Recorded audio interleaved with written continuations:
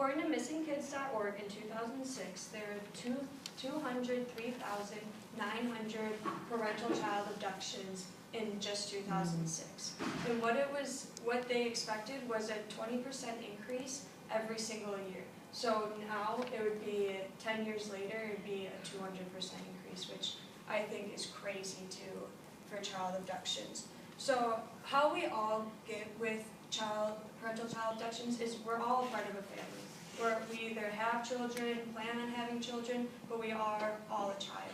So imagine when you were younger, if one of your parents just randomly took you and told you that the other parent didn't want you anymore, didn't love you anymore, or was harming you. And that's what parental child abduction is either your parent or your family member taking you and not returning you to your home. So during this speech, I'm going to tell you what parental child abduction is and what it is not, why it happens, how to prevent it, and a story that you guys might have heard of that just happened recently last year. So what it is and what it's not. According to the National Criminal Justice Reference Services of 2002, it says that parental child abduction is the taking, retention, or concealment of any child or children by a parent or other family member.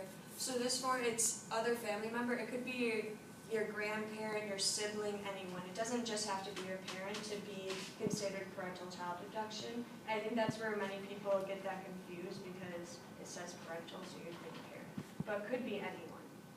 And what it is the three main ideas that go towards parental child abduction is the legal status of the parent. So if they're legal in the United States, or if they're even legally your parent, if they're not even on your birth certificate.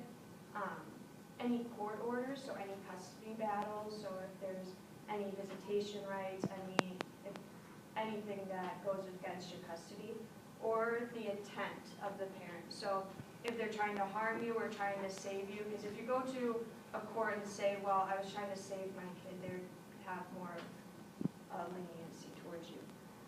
And then what it is not is a child could be missing, or a child could be abducted but not missing. This, for example, if you were at your mother's house and your dad takes you and takes you to his house, but your mom knows exactly where the address is and knows where you're at, but just won't give you back. So you're not necessarily missing, but you're abducted. And why it happens, many people are probably asking, why would anyone even do this? And there's a few reasons why. Is 3 out of 4 people who are child abducted, it's just because to restrict the contact for the other parent. So this could be because the safety, if they think they're harming you, molesting you, emotionally hurting you, then that's why some parents or grandparents or anyone take their child away from them. And also a big thing is the custody issue. So many parents try and get back at the other parents. So they're trying to think that if your mom left you, then that's why. Like if your wife left you, then you would take your kid out of spite of her and take her away from her. So, and then how to prevent it? How to prevent the parental child abduction is notify your schools, because the kids aren't with the parents 110% of the time. So they're at the school, healthcare, all that. And so you want to notify the friends, schools, healthcares of the custody rules, so they know who's going to pick them up, when they're going to pick them up, and all of that, just in case. Another good rule of thumb is for passports. If you have a passport, you can put a note on the passport saying you need written permission from all of the parents, both sides of the parents, to get it. Also, respect the custody rules, even if you're not totally agreeing or like your other partner, but you still have to respect them, because if you respect them, then there's going to be less a chance that they spite you and try to hurt you in some kind of way. Also, keep all the records. If they threaten to take your child from you, then take all the records, write down all the records of everything. And also, a big rule of thumb, is show your kids you care, because if you tell them every day that you love them, and one thing that my mom always told me when I was younger, which I thought always was weird, is that she would always tell me if I ever went missing, she would always look for me. So I think that's a big thing, is that if you tell your kid every day that you'll look for him, then they won't go and think, oh, my mom's not going to look for me, or my dad's not going to look for me. So I think that's one really important thing. And also, you want to stay civil with all the parents, like your spouses or partners, family or friends, just because then you'll have them on your side if they go against you, so you'll have a backup system. So a story that I found that I actually remember hearing about, and many of you might heard about, was Julian Hernandez. So Melanie Smith of CNN did a report on him on November 6, 2015. So this was not even a year ago. So what happened with Julian is he was trying to apply for college, and he kept getting into this trouble with all of his applications of trying to get into college, and something just wasn't working out. So he went to his high school counselor. So when he went to his high school counselor noticed that his social security number wasn't matching with his name. So she thought that was kind of weird, because when does that really happen? So she was looking it up, looked up his name, and he was actually found in the national database for missing and exploited children.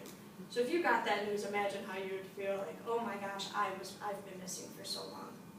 So what happened was, when he was 18 months old, he was being babysat by his father, Bobby Hernandez, at his mom's house. And when he was getting babysat, his mom came home and saw that she saw a note on the table that said, "I've taken him," but didn't tell him where he went, anything. Everyone was looking for him for 18 years. So when he turned 18 and found out that he was a missing, exploited children, the FBI got involved. The FBI called the mother over and everything. But the big thing is that Julian was raised really, really well by his father. He wasn't, I don't want to say that it was a good thing, but it was one of the better cases, because he was raised really well with his father and everything. So so one thing that he said, because when it went to court, his father got sent to prison for 4 years. So during the whole trial, he said, "I love him and want him to be a part of my life. Taking him away from me is doing the same thing over again," which is true on his part, because he still respects his dad and still loves his dad. So this was a better case, so I thought it was more of like an uplifting story for everyone, instead of one that where they get hurt, because I saw a lot of things that they really don't ever get sent back to their house. So what I've told you today is...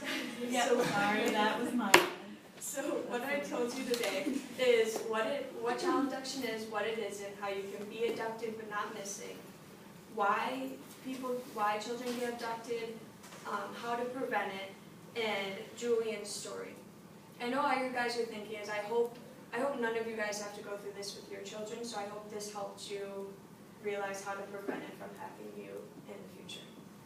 Thank you.